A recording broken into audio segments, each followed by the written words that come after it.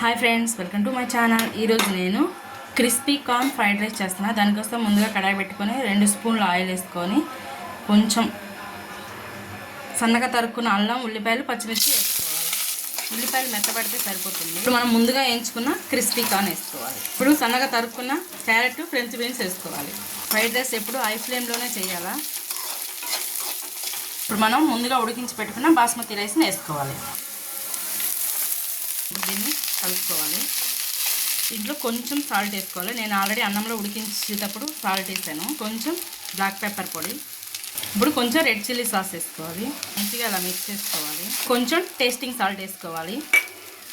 నేను soya sauce వేసాను, ఆ క్లిప్ మిస్ అయింది, మీరు మర్చిపోకుండా వేసుకోండి. ఓకే అండి, వేడి క్రిస్పీ కార్న్ ఫ్రైడ్ రైస్ అయిపోయింది. ఫైనల్గా కొంచెం ఉల్లికాడలు వేసుకోవాలా. నా దగ్గర లేవు, నేను వేయలేదు, మీరు మర్చిపోకుండా వేసుకోండి. ఫ్రైడ్ రైస్లు ఎప్పుడు హై ఫ్లేమ్ మీదే చేసుకోవాలా, అది మాత్రం మర్చిపోవద్దు. Okay, bye. ఈ వీడియో నచ్చితే నాకు సబ్స్క్రైబ్ చేసుకోండి, అలాగే నా వీడియోకి ఒక లైక్ చేసుకోండి. మరో కొత్త వీడియోతో మళ్ళీ కలుద్దాం. బాయ్.